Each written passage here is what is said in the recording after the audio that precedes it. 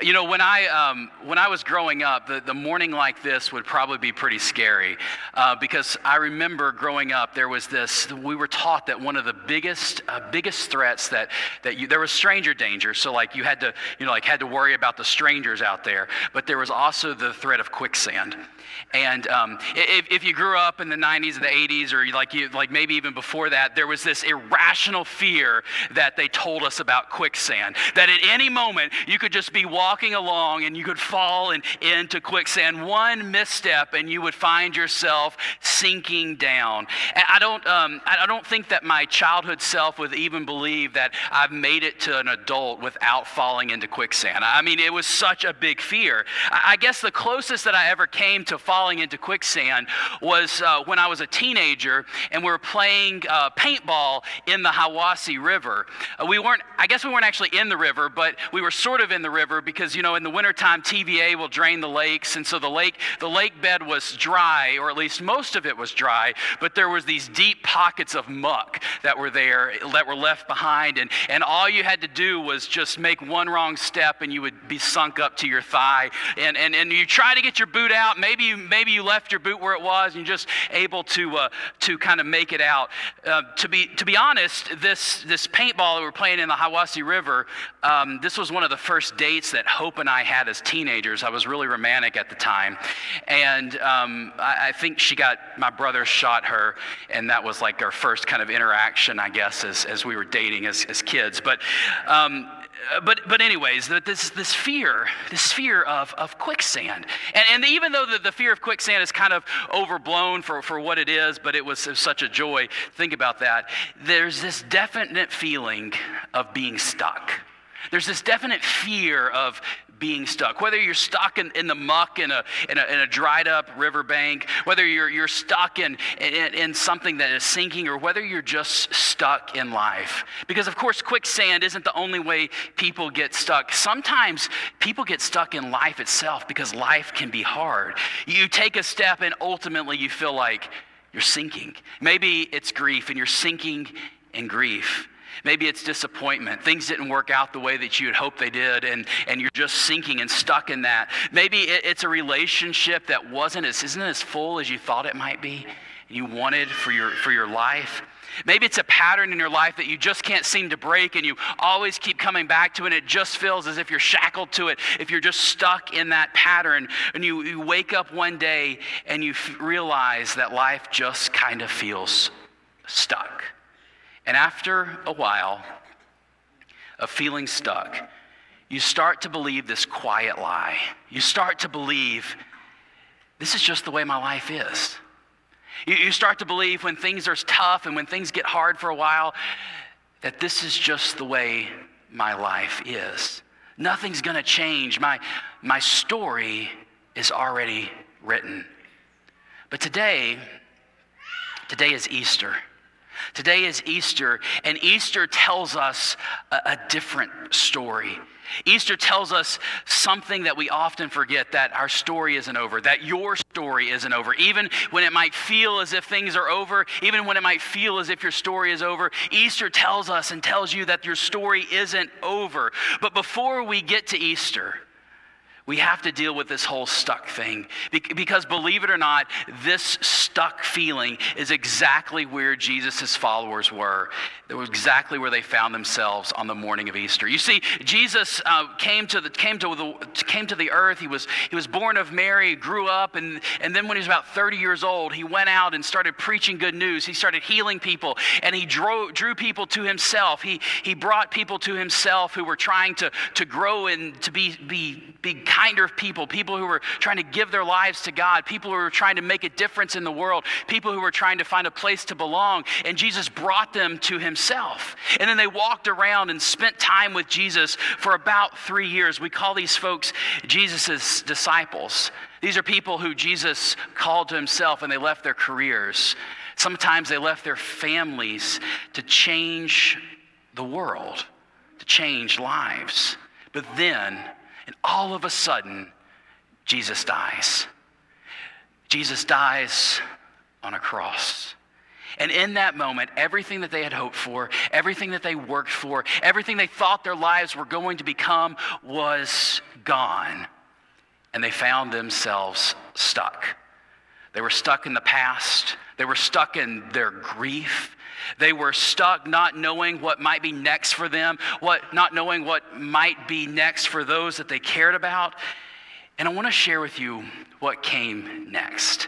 I'm going to read from the Bible in the book of John. John is the fourth book of the New Testament. We also call this the Gospel of John, which simply means the good news. So it tells us about the good news of Jesus and what it means to live this good news. And so if you've got a Bible, you want to follow along, I want to invite you to look with me at John chapter 20. Here we read this. Early in the morning of the first day of the week, while it was still dark, Mary Magdalene came to the tomb and saw that the stone had been taken away from the tomb. So she ran to Simon Peter and the other disciple, the one whom Jesus loved, and said, "They've taken the Lord from the tomb, and we don't know where they've put him." Peter and the other disciple left to go to the tomb. They were running together, but the other disciple ran faster than Peter and was the first to arrive at the tomb. Bending down to take a look, he saw the linen cloths lying there, but he didn't go in. Following him, Simon Peter entered the tomb and saw the linen cloths lying there. And he saw the face cloth that had been on Jesus' head. And it wasn't with the other cloths, but it was folded up in its own place. And then the other disciple, the one who arrived at the tomb first, also went inside. And he saw and believed. They didn't yet understand the scriptures that Jesus must rise from the dead. Then the disciples returned to the place they were staying. And Mary stood outside the tomb, crying. As she cried, she bent down to look into the tomb. So the story opens with one of Jesus' followers, a woman named Mary. And Mary is someone who loved Jesus. Mary is someone who was with Jesus during good times and bad times. Mary is somebody who Jesus changed her life. And even when Jesus was dying on the cross, Mary was right there. All the other followers of Jesus, the men especially, they had fled for their own safety. But Mary was right there, right next to Jesus. She loved Jesus. She followed Jesus. And now here she is 3 days later visiting the grave of Jesus.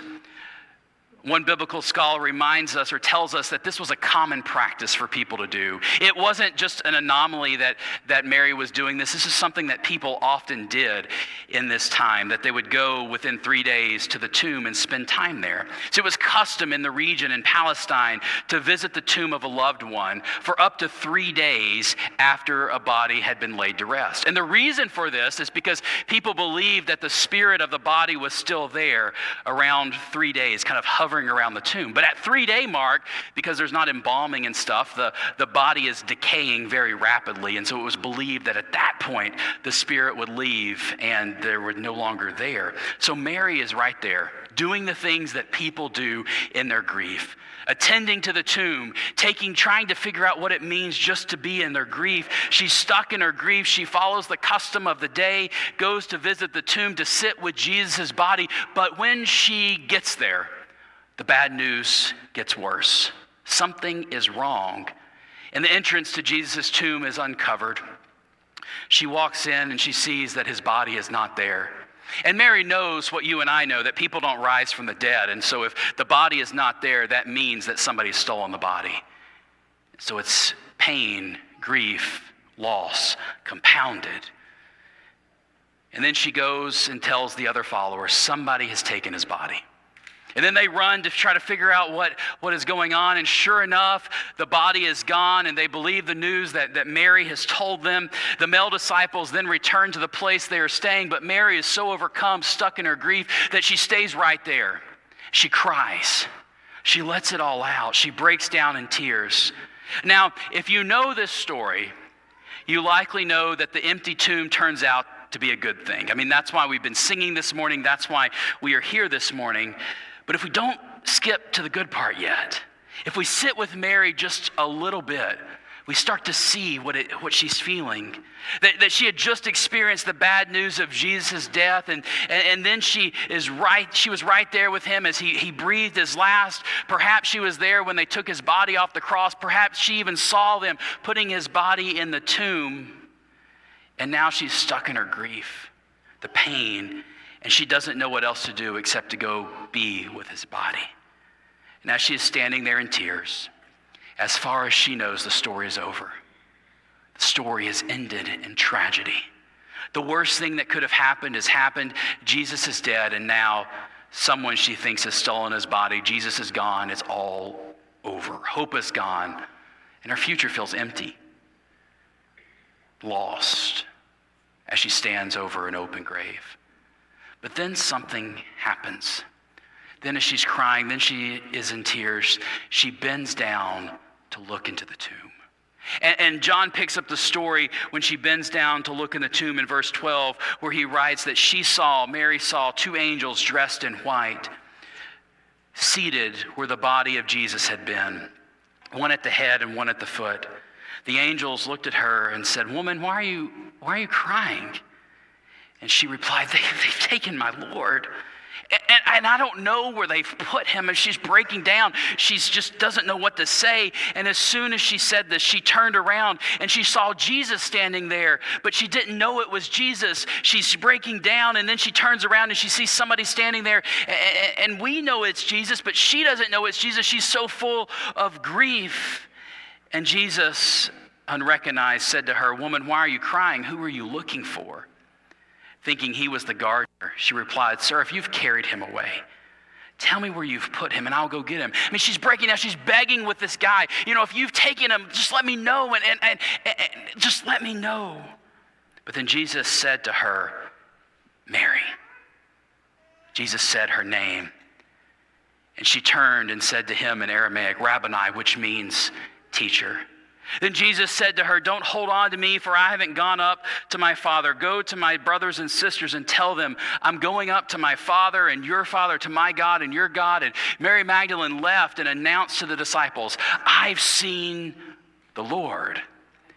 Then she told them what he said to her. In this encounter, one word changed everything. One word told Mary that her story was not over. One word demonstrated that Mary wasn't going to stay stuck in grief. One word changed everything. And when she hears her name, when Jesus says, "Mary," everything changes. Mary's sorrow is transformed to hope and joy as she soon hears Jesus speak her name, Mary. We all like to hear our names spoken. And Mary, who was left with bad news, Mary, who was at this empty tomb, is now lifted up with the crazy news that Jesus is still alive, or that Jesus is alive again with her in this very, very moment. Mary, like us, believed that death was the end. Mary, like us, was bound to the pain and the hardship of the tomb and of the world. But the miracle of Easter, the miracle of the resurrection, writes a different story. Easter shows us that we don't have to be stuck with death. We don't have to be stuck in loneliness. We don't have to be stuck in pain. Instead, God writes a new story. And this new story is that death does not get the last word. This new story says that your worst day, it does not have to be your worst day, that there is hope, that death doesn't get the final word in Jesus' life, and death didn't get the final word in Mary's life, and death doesn't get the final word in your life either. Because Easter, it changes everything. But the resurrection of Jesus didn't just change what happened to Jesus. It didn't just change what happened to Mary. It changes what is possible for you. Maybe your pain today isn't a physical death like Mary's experiencing. Maybe it's something else. Maybe you struggle and feel stuck in loneliness. Maybe you're around people all the time, but you just feel as if you've got nobody there to lean on, nobody to support you, to care for you. Maybe this past year you've been stuck in some type of hardship that you just can't seem to escape. Maybe it's a family issue with a child or with a parent. Maybe there's a strained relationship of somebody in your life and you just can't break through. You just feel stuck by it. Maybe you're stuck in some type of sin in your life that threatens to keep you down, that threatens to even destroy you and destroy those close to you. Maybe you feel stuck in grief, stuck in regret, stuck in patterns that you can't seem to change. And if you're anything like me, it's really easy to get into the habit of thinking that whatever is the worst of today, whatever is the worst of today, that it will last forever. That whatever difficulty you're struggling with today, that it will stick with you and it will last forever. That the pain that you're feeling today will be the pain that you're feeling tomorrow and each day after that. That the ways that you're stuck and lonely now will be the ways that you're stuck and lonely in the future. That you will stay stuck in the worst part of whatever is going on into the future. But Easter says that wherever you're stuck, it's not the end. Wherever you're stuck is not the end, because the story is still being written. Your story is still being written. The same Jesus who spoke Mary's name is the same Jesus who is alive today, and that means something. It means that whenever your life feels stuck, it's not the end of your story. Because of the resurrection of Jesus, death doesn't win.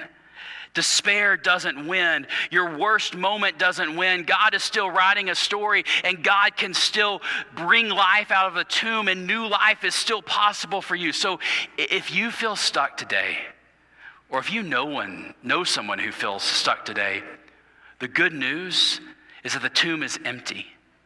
That the tomb is empty, that Jesus is alive, and that God is still writing your story. Writing your story. Writing the story of the world, the story of the church, writing the story of your life. And so the invitation at Easter is simple. Turn towards Jesus. Trust that your story isn't finished, because Easter changes everything. You know, church, if you want a chance to see how Easter can change your story, I want you to know that that's why we're here. That's why we are here together. Here at Kern Church, we believe that regardless of who you are, everyone needs a place to belong. Everyone needs to be able to grow into who God wants them to be, and everyone needs to be able to make a difference in the world that is hurting and that's alone. And we've staked it all on this because we are a church of people helping people belong, grow in faith, and make a difference. And so if you find yourself stuck, and maybe ready for something more, we want to know your name. Just like Jesus knew Mary's name, we want to know your name. People want to know your name. People want you to belong with them. And so I want to invite you to take a chance, on Jesus, to join in worship next week. To let us help you check out a group to find true place of belonging. I want you to know that I'm a part of a group that meets most Sunday afternoons, and it's changed my life. It's helped me find a group of people that help me be better than who I am. We're not meeting this week because of Easter, but it's a powerful experience to be able to be with other people, to eat together, to share life together, to do the hard things and the good things of life together. So if you're struggling, I want to help you find a group for you, or maybe to check out this supper that we're having on Wednesday night and the Easter egg hunt that's on rain delay. Let us help you find a place, but not just so that you can have a place, but we also want to help you make a difference. Because I believe that everybody needs a purpose, that everybody has a purpose to make a difference in the world. And so maybe you want to make a difference, and we've got a monthly food bank that happens on the second Saturday of the month, and maybe you want to sign up for that to help with that food pantry so that you can make a difference in your community.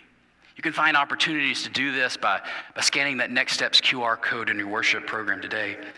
But whatever it is, I want you to know that God is still writing your story. Wherever there's pain, wherever there's hardship, it's not the last thing. God is still writing your story. So are you ready to see how Easter can change? Are you ready to see how Easter can change everything? Are you ready to see how Easter promises to change your life?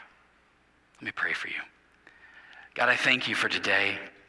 Thank you for the miracle that is Easter, for all the excitement that brings, for the smiles that brings, for the colorful outfits that many wear on Easter. We give you thanks for that. But mostly, God, I give you thanks that Easter tells us that the worst day is not the last day. That whenever somebody is locked in hurt and pain and sorrow, that it is not the end. So God, I pray right now that if anyone is here and they think it might be over for them, that you would help them reach out to somebody, to reach out to you, to help us find together that place to belong, that place where somebody knows your name just as Jesus knows Mary's name, a place to grow, a place to make a difference. Thank you, God, for making this possible. I give this all to you. In your blessed name, I pray. Amen.